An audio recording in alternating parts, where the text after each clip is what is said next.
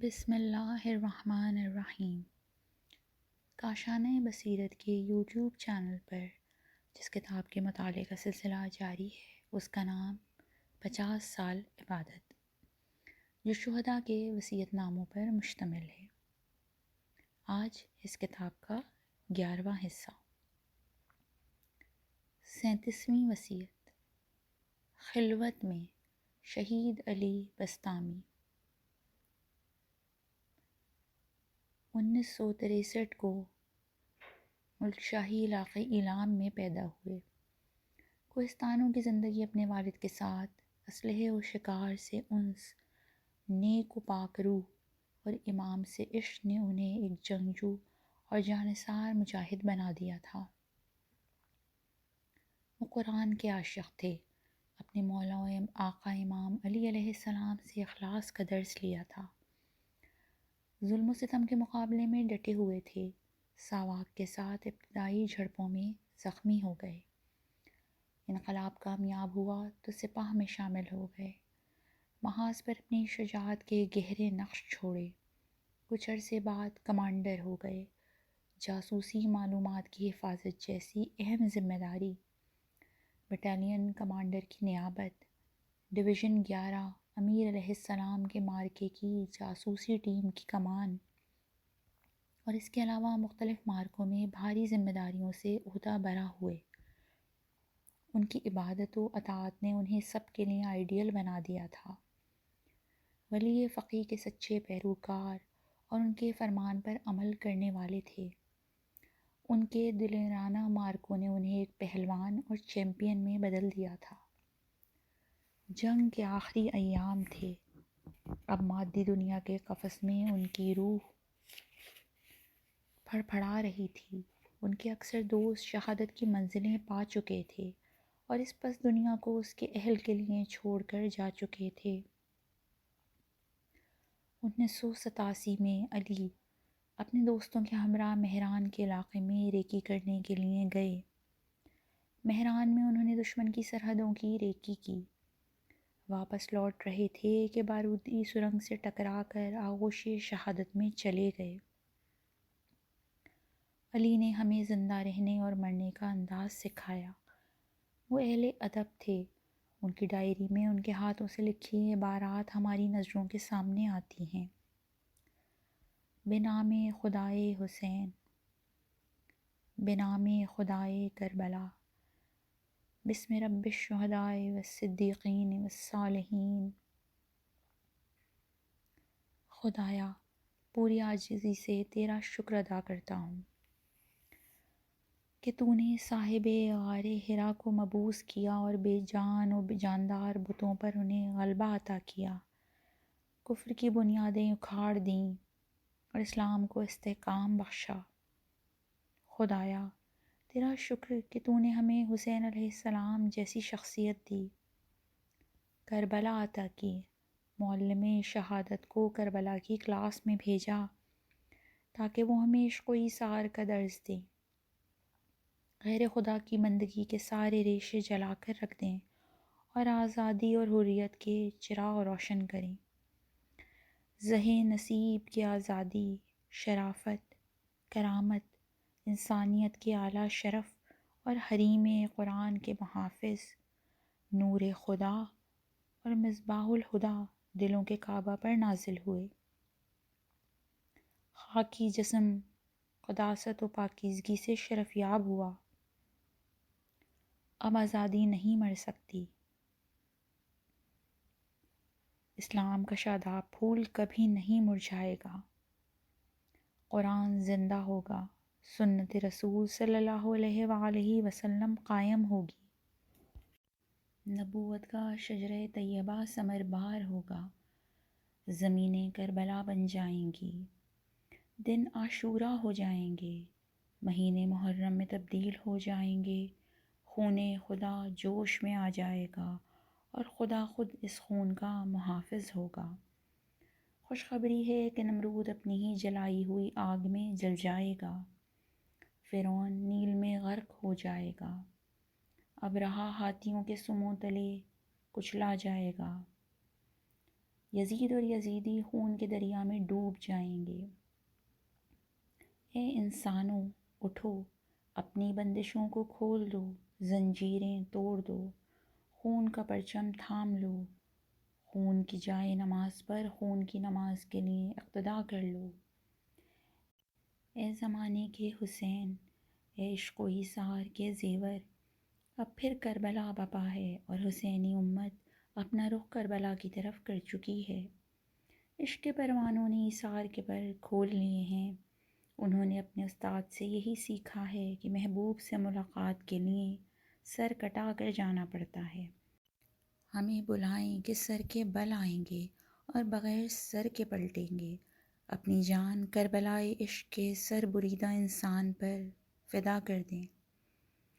اے یزیدیوں کی قید میں چلے جانے والوں، حسین علیہ السلام کی بہن زینب سلام اللہ علیہا بھی کربلا سے شام تک خون خدا کا پیغام پہنچاتی رہیں اور یزیدیوں کو قید کر کے رکھ دیا۔ اے خون خدا کے محافظوں، کہ تم نے خون خدا کے ایک بڑے محافظ کی اقتدا کی ہے۔ تمہاری ذمہ داری بہت بھاری اور راستہ بہت دشوار۔ استکبار کے کانٹے تمہارے راستے میں بچھے ہیں۔ سیلاب خون کے بغیر کفر کی بنیاد نہیں اکھاڑی جا سکتی۔ اے حسین علیہ السلام کی راہ بقا میں فنا ہونے والوں، تبتم وطابت الارض التي فيها دفنتم فیا لیتنی کن معکم فافوز فوزا عظیما۔ خون حسین کی قسم، ہم بھی آئیں گے، کربلا ہم بھی آئیں گے، عاشورہ ہم بھی آئیں گے۔ ہاں، حسین علیہ السلام گلزار زہرا سلام اللہ علیہا میں پیدا ہوئے اور بہشت زہرا سلام اللہ علیہا میں کتنوں کو ظاہر کر دیا۔ حسین علیہ السلام نے کربلا بپا کی، جبکہ حسینیوں نے کربلائیں۔ خدایا ہمیں حسینی بنا کر رکھ، راہ حسین پر، عشق حسین پر، کربلائے حسین پر، محافظت حسین پر۔ خدایا ہمیں بہشت نہیں چاہیے، بلکہ حسین علیہ السلام کا جوار چاہیے۔ ہمیں ان کے جوار میں جگہ عنایت فرما اور حسین کے فرزند امام خمینی کو قیام مہدی اجل اللہ تعالی فرجہ الشریف کربلائے حسین تک پہنچنے اور مسلمانوں کی اولین قبلہ گاہ کی فتح تک محفوظ فرما۔ اپنی ڈائری کے آخر میں انہوں نے لکھا تھا، مکتب اسلام میں سب سے زیادہ قیمتی موت خدا کی راہ میں شہادت کی موت ہے، نہ کہ گھر کے کونے کھدرے میں کسی بستر پر پڑے پڑے مر جانا۔ قیمتی موت وہ ہے جو خدا کی راہ میں جہاد و جدال کرتے ہوئے آئے۔ تاریخ انسان میں حق و باطل کا معرکہ ہمیشہ سے رہا ہے اور خدا کی سنت یہی رہی ہے کہ حق ہمیشہ فاتح ہوا ہے۔ بس اگر ہم حق کا دعویٰ کرتے ہیں تو کسی خوف کو اپنے نزدیک نہیں آنے دینا چاہیے، کیونکہ نصر من اللہ و فتح قریب۔ جو راستہ ہموار نہ ہو اس پر سے کوئی بھی نہیں گزرے گا۔ امام عصر اجل اللہ تعالی فرجہ الشریف کے ظہور کے لیے ایک راستہ موجود ہے کہ جسے ہموار کرنا ضروری ہے، اور یہ راستہ خون شہید کے بغیر ہموار نہیں ہو سکتا۔ شہید کا خون مردہ انسانوں کے جسم میں زندگی کی روح پھونک دیتا ہے، معاشرے کو حرکت میں لے آتا ہے۔ جس دن ایسا ہو گیا تو امام بھی تشریف لے آئیں گے۔ آگاہ رہیں کہ آنے والے کل کو آنا ہے اور وہ آ کر ہی رہے گا۔ اس دن واپسی کا کوئی راستہ باقی نہیں بچے گا، عمل کی کوئی گنجائش نہ رہے گی۔ پیغمبر صلی اللہ علیہ وآلہ وسلم، ائمہ علیہم السلام اور شہداء ہم سے کچھ پوچھے بغیر نہیں گزریں گے۔ وہ حتماً ہم سے سوال کریں گے، کیا تم نے خدا کے دین کی مدد کی تھی؟ ولی فقیہ کا ساتھ دیا تھا؟ خونی اسلحہ اٹھایا تھا؟ یا منافقانہ توجیہات اور دلیلوں کی مدد سے دنیاوی زندگی میں پڑھ کر مادیات اور شہوانی خواہشات کی تکمیل میں لگے رہے اور دنیا کو آخرت پر ترجیح دیے رکھی؟ وہاں ہمارے پاس کیا جواب ہوگا؟ 38ویں وصیت، جراحت، اسارت، شہادت۔ شہید انجینئر غلام رضا سپاہ قمری 1962 کو کرمان شام میں پیدا ہوئے۔ ایک مذہبی اور اسلام پر عمل پیرا خاندان میں پرورش پائی۔ ہائی اسکول میں ریاضیاتی طبیعیات کے مضمون میں ممتاز پوزیشن حاصل کی۔ غلام رضا تمام جلسوں، مارچ اور مظاہروں میں بھرپور طریقے سے شرکت کرتے تھے۔ سپاہ کی تشکیل کے ابتدائی دنوں میں ہی وہ اس مقدس ادارے میں شامل ہو گئے۔ 1984 میں عملی ریاضی کے مضمون میں نمایاں نمبروں سے کامیاب ہو کر تہران یونیورسٹی میں قبول کر لیے گئے۔ یونیورسٹی سے 1 سال کے لیے چھٹی لے لی تاکہ محاذ پر جا کر خدمت انجام دے سکیں۔ ان کے اندر بہت زیادہ صلاحیتیں پائی جاتی تھیں۔ جن دنوں غلام رضا نے یونیورسٹی کے طلاب کے سامنے تقریر کی تو اس تقریر میں کہا، اگر مجھے اپنی ذمہ داری کا احساس نہ ہوتا تو کبھی بھی یونیورسٹی میں واپس آنے کے لیے جنگ کو ترک نہ کرتا۔ وہ ہمیشہ کہتے تھے، ایک مسلمان اور مومن مجاہد کو تقویٰ، جنگ، کام، محنت، تحصیل علم اور زندگی کے تمام شعبوں میں توانا اور کامیاب ہونا چاہیے، تاکہ انقلاب کے دشمنوں اور بدخواہوں کے ہاتھ کوئی بہانہ نہ لگے۔ حقیقت یہ ہے کہ وہ خود ان صفات کا کامل نمونہ تھے۔ غلام رضا کے سینئرز، اساتذہ اور افسران کے مطابق وہ انقلاب و اسلام کے لیے علمی میدان میں ایک مضبوط ستون کی حیثیت رکھتے تھے۔ شرعی احکام و وظائف کے مکمل طور پر پابند تھے۔ ریکی اور جاسوسی کے کاموں میں استاد تھے۔ امام خمینی کے فرامین پر عمل کرنا انہوں نے اپنے اوپر واجب قرار دے رکھا تھا۔ یہی وجہ تھی کہ وہ دوسروں کے لیے بھی نمونہ تھے۔ مجھے وہ دن نہیں بھولتا۔ ہم گاڑی میں کہیں جا رہے تھے کہ قرارداد 598 یعنی اقوام متحدہ کی قرارداد 598 کے قبول کرنے کے حوالے سے امام خمینی کا پیغام نشر ہوا۔ انہوں نے گاڑی ایک طرف کھڑی کر دی۔ ان کی حالت بالکل تبدیل ہو چکی تھی۔ وہ رونے لگے، مسلسل کہے جا رہے تھے، تم نے دیکھا کہ شہادت کا باب بند ہو گیا ہے، تم نے دیکھا کہ ہم شہادت کے فیض سے محروم رہ گئے۔ وہ شہادت کے عاشق تھے۔ انہوں نے سب پر ثابت کر دیا تھا کہ شہادت کی راہ و رسم کچھ جاہلانہ جذبہ نہیں ہے۔ انہوں نے ثابت کر دیا کہ گلستان شہادت کا دروازہ ہمیشہ کھلا رہتا ہے۔ انہوں نے اپنی شہادت کی کیفیت کی طرف خود ہی اشارہ کر دیا تھا، وہ بھی اس زمانے میں جب کہ جنگ ختم ہو چکی تھی۔ انہوں نے کہا تھا، میری خواہش ہے کہ شدت سے زخمی ہو جاؤں، پھر علاج کے بعد اسیر ہو جاؤں اور اسیری ہی میں مجھے شہادت مل جائے۔ میں چاہتا ہوں کہ زخم، قید اور شہادت تینوں کا اجر پا سکوں۔ سپاہی چہارم بے صدقے شعبہ جاسوسی کے قائم مقام انچارج تھے۔ ایک دن ہم نے نماز فجر کے بعد زیارت عاشورہ پڑھی اور اسی روز ایک جگہ ریکی کے لیے چلے گئے۔ خبر ملی تھی کہ منافقین نے حملہ کر دیا ہے۔ ہم ایک مورچے کے قریب کھڑے تھے۔ وہ غور سے سڑک اور اس کے اطراف کو دیکھ رہے تھے کہ اسی وقت بمباری شروع ہو گئی۔ غلام رضا سب کو مورچوں میں ہدایات دے رہے تھے کہ ایک گولی ان کے پاؤں میں آ کر لگی اور وہ زخمی ہو گئے۔ کہنے لگے، مجھے ان اہم معلومات کی پریشانی ہے جو ہمارے سامان میں پڑی ہوئی ہیں۔ ہم نے انہیں ہسپتال بھیج دیا۔ اسی وقت منافقین نے بھی حملہ کر دیا۔ راستے میں بھی منافقین گھات لگائے بیٹھے تھے۔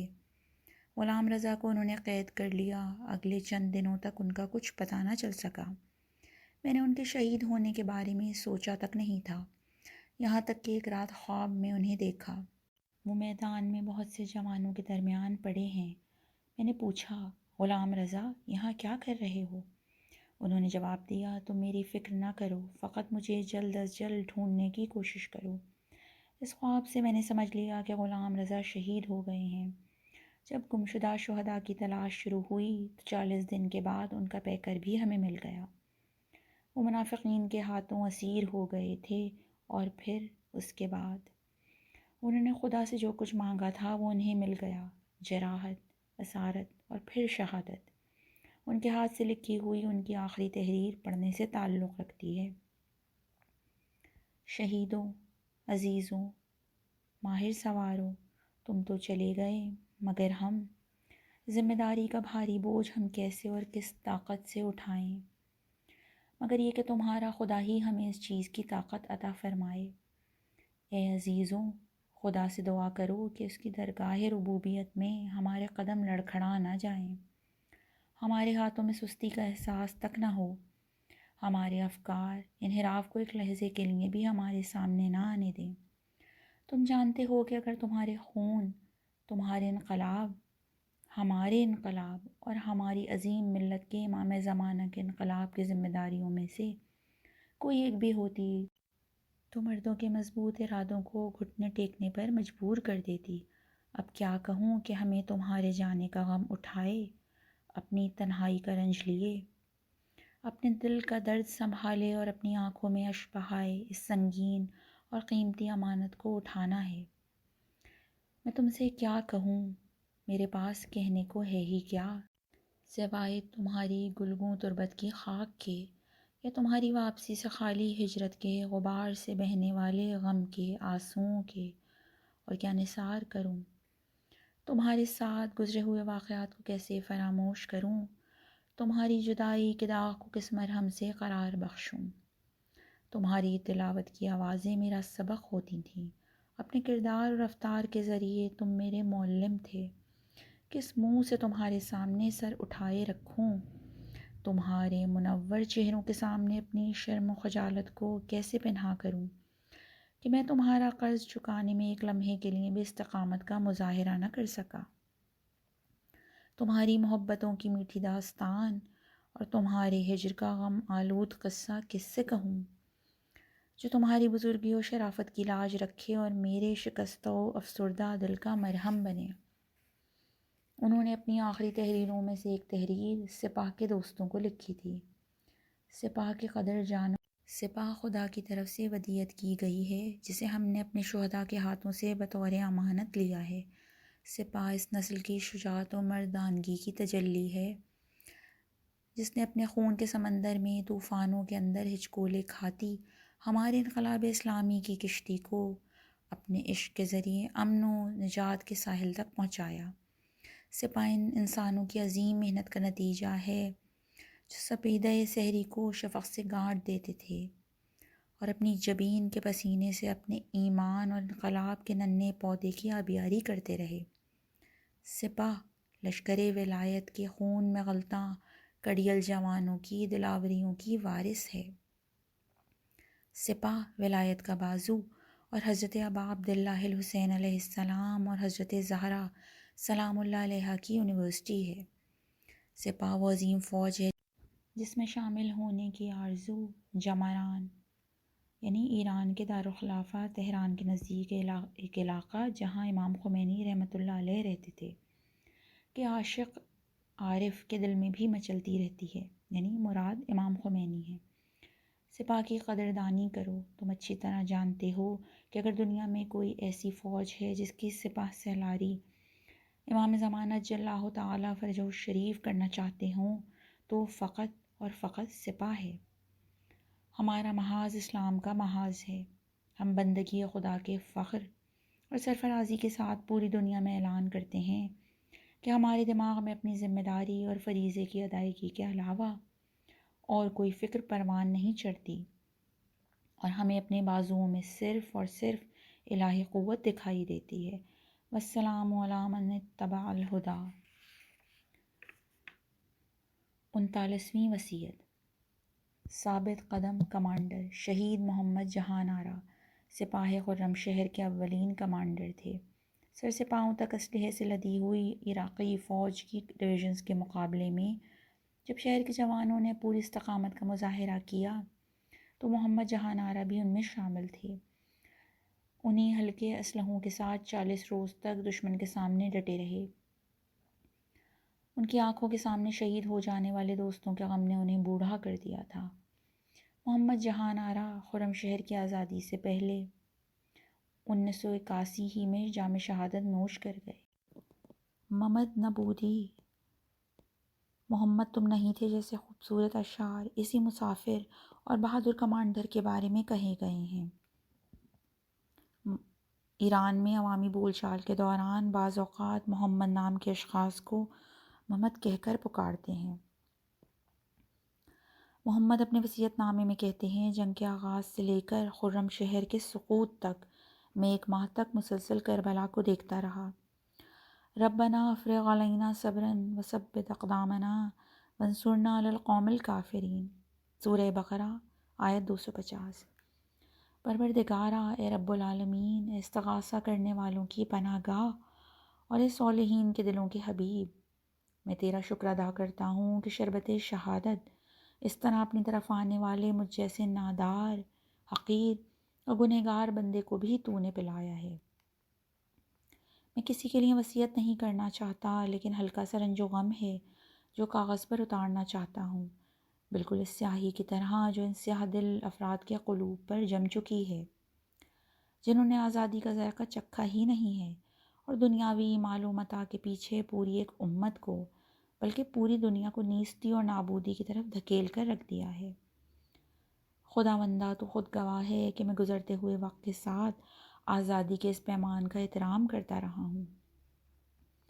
وہ تمام درد و رنج جو انقلاب کے بعد میرے حصے میں آئے، ان کے مقابلے میں نے صبر و شکیبائی کا مظاہرہ کیا، لیکن میں جانتا ہوں کہ عہدوں پر پہنچنے والے ان تازہ حکمرانوں نے آزادی کی نعمت کا ابھی تک ادراک نہیں کیا ہے، کیونکہ یہ لوگ قید نہیں تھے، بلکہ پیرس، لندن اور ہیمبرگ کے کیفیٹیریاز اور دوسری ایسی ہی جگہوں پر زندگی گزارتے رہے۔ اور آپ، اے میرے امام، کہ جنہوں نے ان بے عقل افراد کے ہاتھ کئی زمانوں کی سختیاں اور رنج جھیلے ہیں، اس زندگی کا ایک ایک لمحہ آپ پر نوح، موسیٰ، عیسیٰ علیہم السلام اور حضرت محمد صلی اللہ علیہ وآلہ وسلم کے حالات کی طرح گزرا ہے۔ لیکن آپ، اے امام، اے تاریخ کے نابغہ، آپ جان لیں کہ آپ نے اپنی تحریک کے ذریعے تاریخ میں اسلام کی ایک نئی حرکت کو شروع کیا ہے اور دنیا کے مستضعفین کی آزادی کا بیڑا اٹھایا ہے۔ لیکن اے امام، کون ہے جو آپ کے ان تمام دردوں، رنجوں اور غموں کو سمجھ پائے؟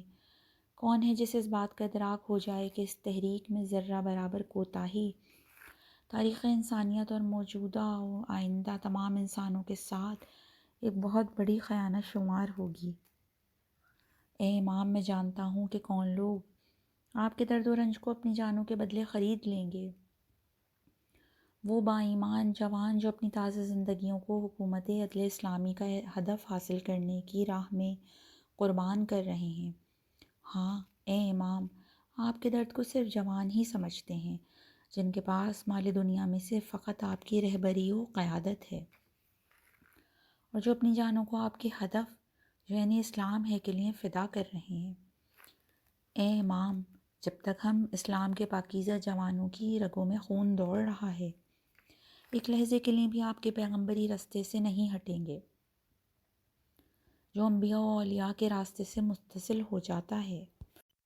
اے امام، میں آپ سے ایک ایسے شخص کی حیثیت سے جس نے شاید کربلائے حسینی کو خرم شہر میں دیکھ رکھا ہے، وہ بات کرنا چاہتا ہوں جو میری روح کی گہرائیوں اور خرم شہر کے یکے بعد شہید ہو جانے والے شہداء کی شہادت سے ظاہر ہوئی ہے، اور وہ یہ کہ اے میرے امام، جنگ کے آغاز سے لے کر خرم شہر کے سقوط تک میں 1 ماہ تک مسلسل کربلا کو دیکھتا رہا ہوں۔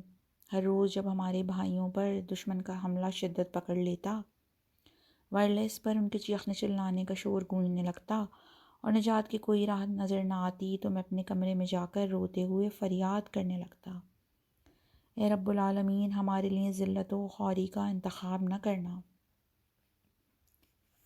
40ویں وصیت۔ اہل قلم، شہداء کے سردار، شہید سید مرتضیٰ آوینی۔ شہر رے میں پیدا ہوئے، بچپن اور نوجوانی کا زمانہ وہیں گزرا۔ تہران یونیورسٹی سول انجینئرنگ کا مضمون پاس کیا۔ ان دنوں انجینئرنگ بہت آمدنی والا پیشہ شمار ہوتا تھا۔ ان کی یونیورسٹی کے دوست انہیں ایک مغرب زدہ اور روشن فکر شخص کے عنوان سے جانتے تھے، لیکن انقلاب نے سید کی روح میں ایک اور ہی انقلاب برپا کر دیا۔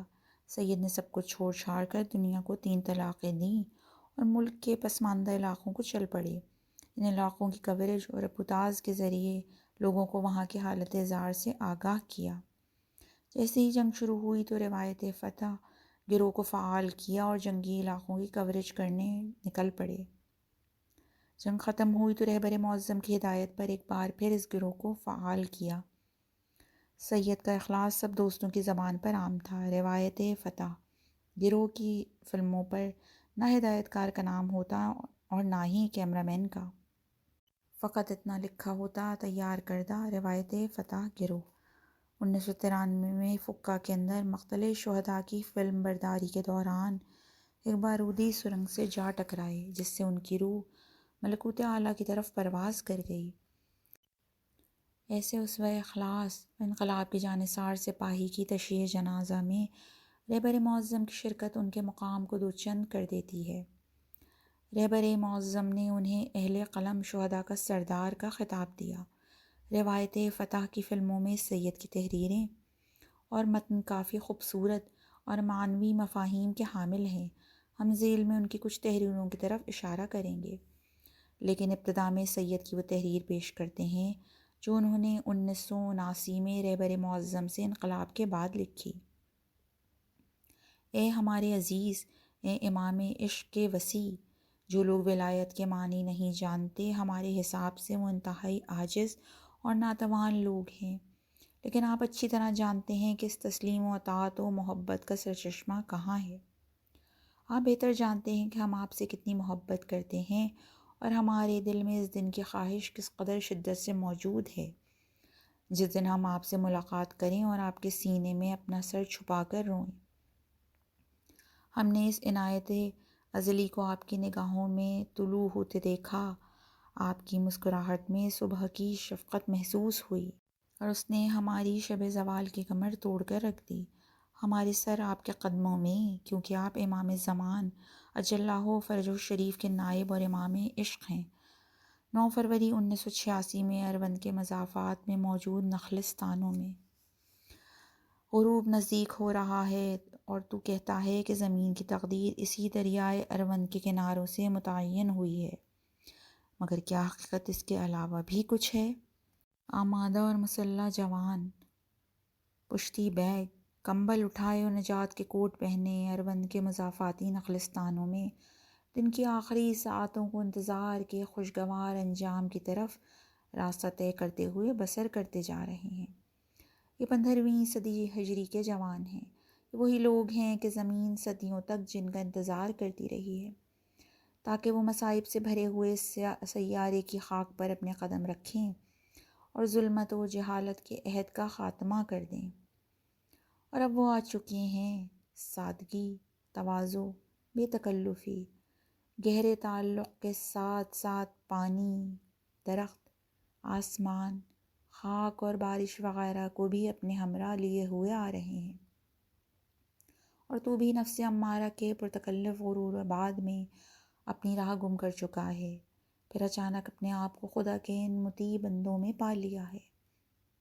تو محسوس کر رہا ہے کہ ان کی برکت سے ہر چیز، پانی، درخت، آسمان، خاک، بارش، پرندوں اور دوسرے انسانوں کے ساتھ تیرا تعلق قائم ہو گیا ہے، اور اب تیرے اور رب العالمین کے درمیان کوئی پردہ حائل نہیں رہا، اور تو بھی دائم الصلاۃ بن چکا ہے۔ غروب نزدیک ہو رہا ہے اور ایک خوشگوار انتظار تیرے بیتاب دل کو تڑپا رہا ہے۔ یہ نخلستان دنیا کا مرکز ہیں۔ اگر تجھے یقین نہیں ہوتا تو خود صاحب الزمان اجلہ تعالیٰ فرجہ الشریف کے ان دوستوں سے جا کر ملحق ہو جا تاکہ میری بات کو ادراک کر سکے۔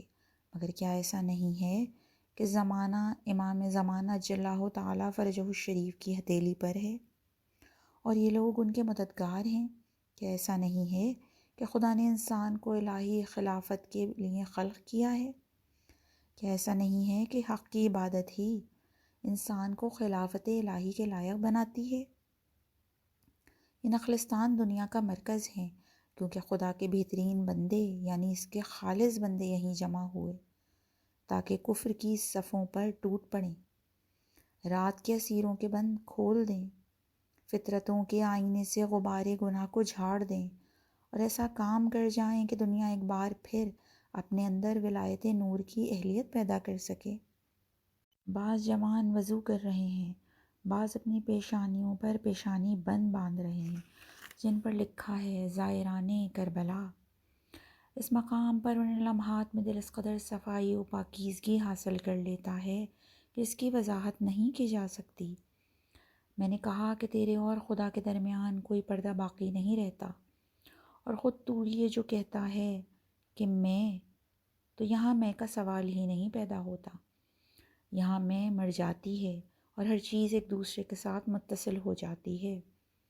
اس وقت ہاتھ ایک دوسرے میں گٹ جاتے ہیں اور پھر الگ نہیں ہوتے۔ اروند کے مضافات میں واقع نقلستانوں کے درمیان عید آن پہنچی ہے۔ عید سے مراد نوروز ہے، اور جیسے جیسے ہم رات کے نزدیک ہوتے جا رہے ہیں، ایک عجیب سا اشتیاق دلوں کو اپنے اندر سمیٹے جا رہا ہے۔ بعض جوان ایک گوشے خلوت میں بیٹھ کر اپنے گزرے ہوئے لمحات کو اپنے ضمیر کے قاضی کے سامنے پیش کر کے اپنی ساری زندگی کا محاسبہ کر رہے ہیں اور وصیت نامے لکھ رہے ہیں۔ اللہ کا حق تو اللہ خود بخش دے گا، مگر ہائے حق الناس! ایسے عالم میں تیرا دل ہچکولے کھانے لگتا ہے۔ کیا تو نے اپنا وصیت نامہ لکھ دیا؟ عاشق کی نظر میں سوائے معشوق کے اور کچھ بھی نہیں ہوتا۔ اگر عاشق سے کہا جائے کہ عشق میں انصاف سے کام لو تو وہ ایسا نہیں کر سکتا، کیونکہ عشق و جنون ہمیشہ عدل و عقل سے بالا مرتبے پر ہوتے ہیں۔ دراصل عشاق کہتے ہیں کہ یہی جنون عین عدل و عقل ہے۔ دانشمند افراد کا کہنا ہے کہ خداوند عادل ہے۔ عاشق کہتے ہیں کہ وہی چیز عدل ہے جو معشوق کرتا ہے۔ عاقل افراد جب کسی مصیبت میں مبتلا ہوتے ہیں تو کہتے ہیں کہ ہم صبر کریں گے کہ یہ مصیبت بھی گزر جائے، مگر عاشق جب کسی ابتلا کا شکار ہوتے ہیں تو کہتے ہیں اگر بادی گرانش بود میلی، چرا ظرف مرا بشکست لے لی۔ اگر اللہ کے دل میں دوسروں کی طرف میلان تھا تو اس نے میرا دل توڑا ہی کیوں؟ عاشق تو ابتلا و آزمائش کے عاشق ہوتے ہیں۔ شہید آوینی اپنی فلموں کا اختتام جن الفاظ میں کرتے تھے وہ بہت خوبصورت اور عرفانی مضامین کے حامل ہوتے تھے۔ ذیل میں ہم ان کے کچھ نمونے پیش کرتے ہیں۔ انسان کی زندگی اس مسافر کی طرح ہے جو ایک عارضی اور ناپائیدار گھر سے اپنے ابدی ٹھکانے کی طرف سفر کرتا ہے۔ بس اگر یہ گھر عارضی اور مجازی ہیں اور ہم کوچ کر جانے والے مسافر، تو پھر اس جگہ سے دل لگانا اور اس کی حسرتوں میں مرتے رہنا کیا معنی رکھتا ہے؟ دنیا توقف و جدائی کا مقام نہیں ہے، بلکہ رنج و غم کا ایک ایسا محمل ہے کہ جس میں انسان اپنا پاؤں رکھتا ہے تاکہ عظیم امتحانات سے گزرتا ہوا قرب خدا کی راہ تلاش کرے اور اس مقام کی طرف واپس جانے کے لیے آمادہ ہو جائے جہاں سے وہ آیا ہے۔ بس تو بھی ہوشیار رہے کہ کہیں تیرا پاؤں عالم خاک کے مادی تعلقات میں الجھ کر نہ رہ جائے اور تو زمین سے ہلنے کے قابل ہی نہ رہے۔ اس عالم میں ایک راز ہے جو خون کی قیمت کے سوا فاش نہیں ہوتا۔ ظاہر عالم نے اس میں ساتر و ستار کے سائے میں اس راز پر پردہ تان رکھا ہے، اور پردہ دار سب پر شمشیر چلاتا ہے تاکہ اس راہ میں مرنے والوں کے سوا اس حرم کی حدود میں کوئی نہ رہ پائے۔ اے شہید، اے وہ کہ جو وجود کے ازلی و ابدی ساحل پر بیٹھا ہے، اپنا ہاتھ باہر نکال اور ہم بری عادتوں میں لتھڑے ہوئے قبرستان نشینوں کو اس دلدل سے نکال دے۔ زندگی خوبصورت ہے مگر شہادت اس سے بھی زیادہ خوبصورت ہے۔ جسم کی تندرستی اچھی ہے مگر عشق کا پرندہ جسم کو ایک ایسا قفس محسوس کرتا ہے جسے باغ میں رکھ دیا گیا ہو۔ مگر کیا آدم کے بیٹے سے ازلی عہد نہیں لیا گیا کہ حسین علیہ السلام کو اپنی جان سے زیادہ محبوب رکھنا ہے؟ اور کیا ایسا نہیں ہے کہ خانہ یہ جسم کو فرسودگی گھیر لیتی ہے تاکہ روح کا گھر آباد ہو سکے؟ کیا اس بے قرار عاشق کو اس واسطے خلق کیا گیا ہے کہ وہ اس گھومنے والے آسمانی سیارے زمین پر آ کر خواب و خوراک کے استبل میں پڑا رہے؟ لیکن اس خاک کے اندر سے اگر آسمان کی طرف سیڑھی نہ ہو تو سوائے موٹے اور تن پرور کیڑوں کے اور کچھ بھی حاصل نہ ہو۔ بس اگر مقصد کو یہاں ان تنگ دل چھتوں کے نیچے جو بند گلیوں میں کھلتے ہیں ڈھونڈ نہ سکو تو بہتر ہے کہ دل کی روح کا پرندہ پنجرے میں بند نہ رہے۔ بس اگر مقصد پرواز ہی ٹھہرا تو پنجرہ ویران ہی بہتر ہے۔ جو چڑیا اپنا مقصد کوچ کرنے میں پالے وہ گھونسلے کی ویرانی سے نہیں گھبراتی۔ سنو، صدیوں کے حجاب کے پیچھے سے ایک دفعہ پھر حل من ناصر ینصرنا کی صدا کانوں میں آ رہی ہے۔ زندگی کی اس مختصر سی مہلت میں ہر کوئی اس صدا کا مخاطب بننے کی صلاحیت نہیں رکھتا۔ تقدیر تجھے یہاں تک کھینچ لائی ہے، ایک دن تو دنیا پر اپنی نگاہیں ڈال لے، کیونکہ کربلائے عشق کے قافلے کی اذان مساجد کے میناروں سے سنائی دے رہی ہے۔ اس آواز کو سن تاکہ یا لیتنی کی حسرت کا بھڑکتا ہوا شعلہ تیری جان کو اپنی لپیٹ میں نہ لے لے اور تو فیض عظیم تک پہنچنے سے محروم نہ رہ جائے۔ جنگ نے اگرچہ زندگی کے پرسکون سفر کو تہوبالا کر کے رکھ دیا ہے، مگر دلوں کے آئینوں سے غفلت کا غبار اڑا دیا ہے۔ یہاں اس حصے کا اختتام کرتے ہیں۔ والسلام علیکم ورحمۃ اللہ وبرکاتہ۔